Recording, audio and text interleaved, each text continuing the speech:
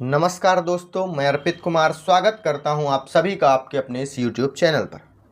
आज हम राष्ट्रीय मानवाधिकार आयोग NHRC से जुड़े हुए जितने भी महत्वपूर्ण प्रश्न आपकी प्रतियोगी परीक्षाओं में बनाकर पूछे जा सकते हैं, सभी प्रश्नों को यहां बनाया गया है।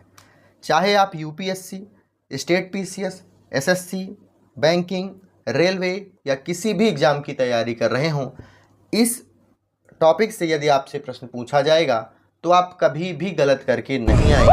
याद रखिएगा, यह मेरी गारंटी। पहला प्रश्न है दोस्तों, राष्ट्रीय मानवाधिकार आयोग NHRC की स्थापना कब हुई है? ऑप्शन आपके सामने है।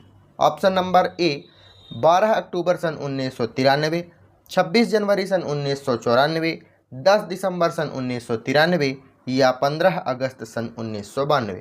राष्ट्रीय मानवाधिकार आयोग की स्थापना भारत सरकार के मानवाधिकार संरक्षण अधिनियम 1993 के अंतर्गत की गई।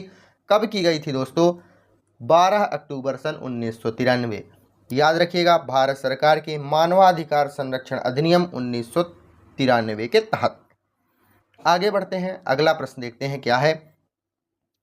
NHRC की स्थापना किस अधिनियम के द्वारा हुई है? मैंने अभी आपको बताया, मानवाधिकार संरक्षण अधिनियम सन 1993।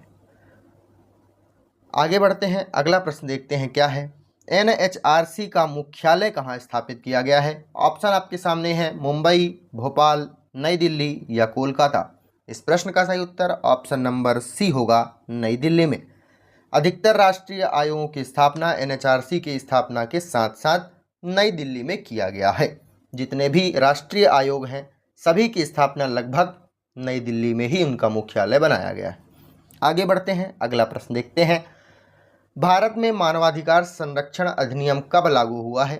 मैंने आपको कई बार बताया, 1993 में। घुमा घुमा कर जितने भी प्रश्न पूछे जा सकते हैं। आगे चलते तो चलिए बताता हूं ना मैं। संसद के द्वारा यह अधिनियम पारित किया गया था कब? याद रखिएगा, 28 सितंबर सन 1993 में यह संसद के द्वारा पारित किया गया था। अगला प्रश्न, मानवाधिकार दिवस कब मनाया जाता है? ऑप्शन आपके सामने है, 15 अगस्त, 10 दिसंबर, 26 जनवरी या 12 अक्टूबर। 12 अक्टूबर को इससे स्थापना जरूर हुई थी, लेकिन यह मानवाधिकार दिवस के रूप में 10 दिसंबर को मनाया जाता है। 10 दिसंबर सन 1948 को UNO ने मानवाधिकारों की सार्वभौमिक घोषणा की थी। याद रखिएगा। चलिए दोस्तों, अगला प्रश्न क्या है। NHRC का अध्यक्ष कौन हो सकता है? NHRC का अध्यक्ष कोई भी सांसद बन सकता है, या फिर सर्वोच्च न्यायालय का जो सेवानिवृत्त मुख्य न्यायाधीश होगा वह इसका अध्यक्ष बन सकता है, या फिर उच्च न्यायालय का मुख्य न्यायाधीश या प्रधानमंत्री। इस प्रश्न का सही उत्तर क्या होगा? सर्वोच्च न्यायालय का सेवानिवृत्त मुख्य न्यायाधीश इसके अध्यक्ष बनने की योग्यता रखते हैं NHRC के। आगे बढ़ते हैं, अगला प्रश्न देखते हैं क्या है। NHRC राष्ट्रीय मानवाधिकार आयोग के अध्यक्ष और सदस्यों की नियुक्ति कौन करता है? इस प्रश्न का सही उत्तर आपको बताना है। प्रधानमंत्री के द्वारा इसके अध्यक्ष की नियुक्ति की जाती है, या कि राष्ट्रपति या संसद या फिर गृह मंत्री। किसके द्वारा राष्ट्रीय मानवाधिकारों के अध्यक्ष और सदस्यों की नियुक्ति की जाती है? इस प्रश्न का सही उत्तर होगा दोस्तों, राष्ट्रपति के द्वारा। समिति की अनुशंसा पर नियुक्ति राष्ट्रपति करता है। याद रखिएगा। आगे बढ़ते हैं, अगला प्रश्न देख लेते हैं क्या है। NHRC में अध्यक्ष सहित कुल कितने सदस्य होते हैं? 5, 7, 9 या 11? इस प्रश्न का सही उत्तर होगा दोस्तों, अध्यक्ष सहित सदस्यों की संख्या टोटल 7 होती है। याद रखिएगा, एक अध्यक्ष होता है, 4 पूर्णकालिक सदस्य होते हैं, 2 अंशकालिक सदस्य होते हैं, अर्थात 4, 1, 5, 2, 7 सदस्य होते हैं। आगे बढ़ते हैं, अगला प्रश्न क्या है। प्रश्न है दोस्तों, NHRC में कितने पूर्णकालिक सदस्य होते हैं? मैंने आपको बताया, 4 पूर्णकालिक सदस्य होते हैं, फुल टाइम सदस्य होते हैं, एक अध्यक्ष होता है, 2 अंशकालिक सदस्य होते हैं। आगे बढ़ते हैं, फिर से अगला प्रश्न देखते हैं क्या है। NHRC में कितने अंशकालिक सदस्य होते हैं? मैंने आपको पहले भी बताया, 2 होते हैं, ज़्यादा टाइम नहीं लगाते हैं। आगे चलते हैं, अगला प्रश्न है दोस्तों क्या। NHRC अध्यक्ष व सदस्यों का कार्यकाल कितना होता है? इस प्रश्न का सही उत्तर क्या होगा? 3 वर्ष, 5 वर्ष, 6 वर्ष या 4 वर्ष। NHRC राष्ट्रीय मानवाधिकार के अध्यक्षों और सदस्यों का कार्यकाल कितना होता है? इस प्रश्न का सही उत्तर ऑप्शन नंबर बी होगा, 5 वर्ष।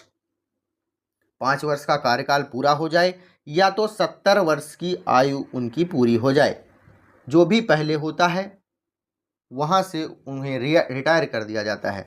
आगे बढ़ते हैं, अगला प्रश्न देखते हैं क्या है। NHRC राष्ट्रीय मानवाधिकार आयोग के अध्यक्ष व सदस्यों की अधिकतम आयु सीमा कितनी होती है? 70 वर्ष, जैसा कि मैंने आपको पहले भी बताया। आगे बढ़ते हैं, फिर प्रश्न देख लेते हैं। NHRC के अध्यक्ष को हटाने की शक्ति किसके पास होती है? जो इन्हें नियुक्त करता है, अर्थात राष्ट्रपति ही इन्हें नियुक्त करता है, वही हटा भी सकता है।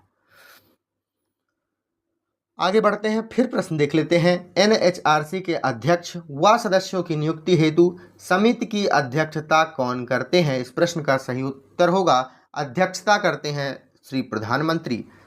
और एक बात याद रखिएगा, नियुक्ति समिति में कौन कौन से सदस्य होते हैं? प्रधानमंत्री अध्यक्ष होते हैं, लोकसभा अध्यक्ष होते हैं, राज्यसभा उपाध्यक्ष होते हैं, लोकसभा के विपक्ष के नेता होते हैं, राज्यसभा में विपक्ष के नेता होते हैं, और गृह मंत्री भी शामिल होता है जब समिति बनती है। चलिए अगला प्रश्न देख लेते हैं। मानवाधिकार की परिभाषा कहाँ दी गई है? याद रखिएगा, मानवाधिकार संरक्षण अधिनियम 1993 में ही दी गई है, क्योंकि इनके बारे में ही बात चल रही है। 1993 में इस अधिनियम में मानवाधिकार को परिभाषित किया गया है। आगे बढ़ते हैं, प्रश्न देखते हैं। मानवाधिकारों में कौन सा अधिकार शामिल है? कौन सा अधिकार शामिल है? ऑप्शन आपके सामने है। जीवन का अधिकार शामिल है, समानता का अधिकार शामिल है, स्वतंत्रता का अधिकार शामिल है, या इनमें से सभी? मानवाधिकारों में यह चारों शामिल हैं, जैसे जीवन का अधिकार, जीवन जीने का अधिकार, समानता का अधिकार, स्वतंत्रता का अधिकार, यह सभी के सभी शामिल हैं मानवाधिकार आयोग में। आगे बढ़ते हैं, अगला प्रश्न देखते हैं। NHRC का मुख्य उद्देश्य क्या है? क्या उद्देश्य है जिससे इस समिति की स्थापना की गई है? राष्ट्रीय मानवाधिकार आयोग की स्थापना क्यों की गई है? चुनाव कराना, मानवाधिकारों की रक्षा और संवर्धन करना, पर्यावरण की रक्षा करना, या आर्थिक सुधार करना? NHRC का मुख्य उद्देश्य है मानव के सभी अधिकारों की रक्षा करना। जीवन के अधिकार, समानता अधिकार, स्वतंत्रता अधिकार, यह सभी अधिकारों की रक्षा करता है राष्ट्रीय मानवाधिकार आयोग। चलिए अगला प्रश्न देखते हैं। NHRC किस प्रकार की संस्था है? न्यायिक, अर्धन्यायिक, कार्यकारी या विधायी? किस प्रकार की संस्था है NHRC? इस प्रश्न का सही उत्तर होगा दोस्तों, यह अर्धन्यायिक संस्था है। आइए दोस्तों अगला प्रश्न देख लेते हैं। प्रश्न है, NHRC का गठन किस अनुच्छेद की भावना से जुड़ा हुआ है? अनुच्छेद 21, अनुच्छेद 22, अनुच्छेद 23 या अनुच्छेद 24? इस प्रश्न का सही उत्तर क्या होगा? NHRC का गठन किस अनुच्छेद की भावना से जुड़ा हुआ है? इस प्रश्न का सही उत्तर अनुच्छेद 21 होगा। अनुच्छेद 21 में दिया हुआ है जीवन और व्यक्तिगत स्वतंत्रता का अधिकार। आगे बढ़ते हैं, प्रश्न देखते हैं। NHRC क्या कर सकता है? ऑप्शन आपके सामने है। स्वतः संज्ञान ले सकता है, या फिर शिकायतों की जांच कर सकता है, जेलों का निरीक्षण कर सकता है, यह सभी कार्य कर सकता है। NHRC के पास यह सभी अधिकार होते हैं कि वह यदि किसी व्यक्ति के साथ कोई भी अन्याय हो रहा है तो वह उसकी जांच कर सकता है, अर्थात स्वतः संज्ञान ले सकता है। कोई भी शिकायत करेगा तो उसकी जांच तो करना उसका अधिकार होगा ही। किसी भी जेल में जाके निरीक्षण कर सकता है कि किसी के साथ कोई दुराचार तो नहीं हो रहा है। इस प्रश्न का सही उत्तर ऑप्शन नंबर डी होगा। आगे बढ़ते हैं, अगला प्रश्न देखते हैं क्या है। NHRC के पास कौन सी शक्ति नहीं है? इस बार याद रखिएगा, कौन सी शक्ति नहीं है? जांच करने की, सिफारिश करने की, दंड देने की, या रिपोर्ट भेजने की? कौन सी शक्ति नहीं है NHRC के पास? इस प्रश्न का सही उत्तर होगा दोस्तों, दंड देने की शक्ति नहीं है। यह सुप्रीम कोर्ट के पास ले जाएगा या फिर हाई कोर्ट के पास ले आएगा, फिर वहां से वह दंड दिला सकता है, लेकिन वह खुद तो दंड नहीं दे सकता है। राष्ट्रीय मानवाधिकार आयोग के पास यह शक्ति नहीं दी गई है।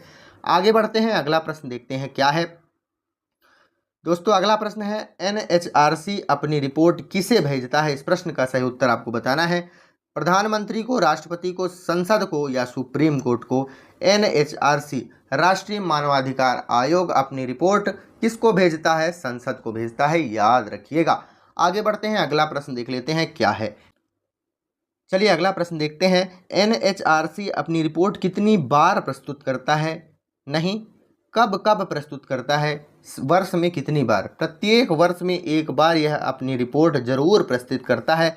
इस प्रश्न का सही उत्तर ऑप्शन नंबर सी होगा। हर माह नहीं, हर 6 माह नहीं, प्रत्येक वर्ष। Option number C right answer हो जाएगा। अगला प्रश्न देखते हैं। एनएचआरसी की मुख्य सीमा क्या है? केवल सिफारिश कर सकता है, दंड नहीं दे सकता है, सरकार पर निर्भर है, या उपरोक्त सभी? वह केवल सिफारिश कर सकता है, जी हाँ।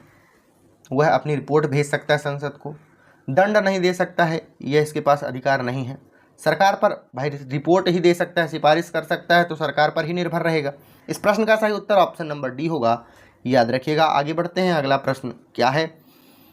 सशस्त्र बलों के मामलों में एनएचआरसी की भूमिका कैसी होगी?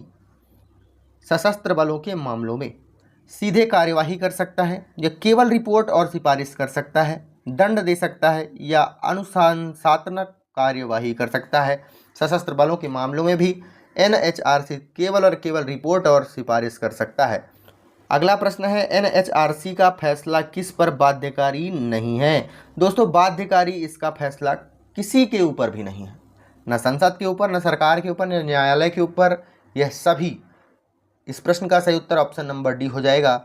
इसके फैसले में कोई भी बाध्यकारी जैसी कोई भी बात नहीं है, यह केवल रिपोर्ट प्रस्तुत कर सकता है। आगे बढ़ते हैं, अगला प्रश्न देखते हैं। एनएचआरसी में शिकायत कितने समय के भीतर किया जा सकता है? इस प्रश्न का सही उत्तर होगा ऑप्शन नंबर सी, 2 वर्ष के अंदर इनके फैसले पर सिफारिश अपन या शिकायत कर सकते हैं।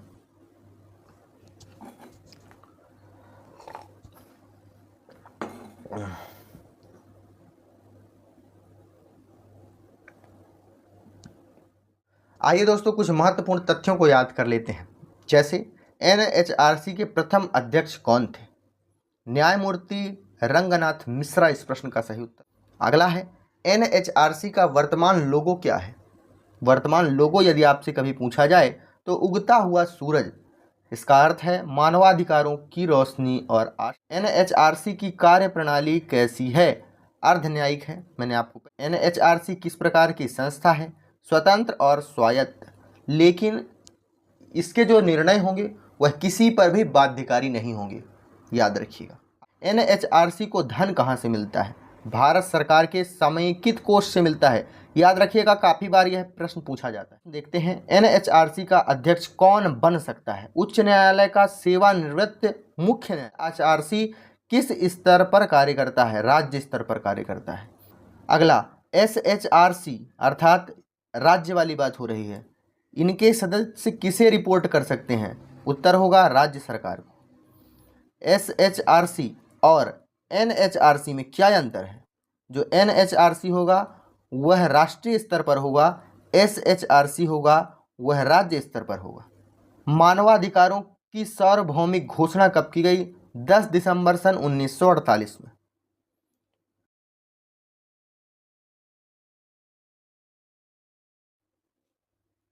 अगला, एनएचआरसी स्वतः संज्ञान कब लेता है? जब किसी मीडिया रिपोर्ट में मानवता का उल्लंघन सामने आ रहा हो। एनएचआरसी की वार्षिक रिपोर्ट कहाँ रखी जाती है? संसद में। मैंने सभी बातें आपको बता दी है, बार बार उसी प्रश्न को रिपीट करने से कोई फ़ायदा नहीं है। दोस्तों, इससे ज़्यादा कहीं भी प्रश्न नहीं पूछा जा सकता, चाहे आप यूपीएससी, स्टेट पीसीएस या किसी भी एग्ज़ाम की तैयारी कर रहे हों। इस टॉपिक से इतने प्रश्न बहुत ज़्यादा हैं। यदि आप डिटेल से उत्तर भी लिखना चाहते हैं तो यदि इतनी बातें आपको याद होंगी, समझ गए होंगे, तो डिटेल से उत्तर लिखने में भी आपको कोई भी परेशानी नहीं होगी।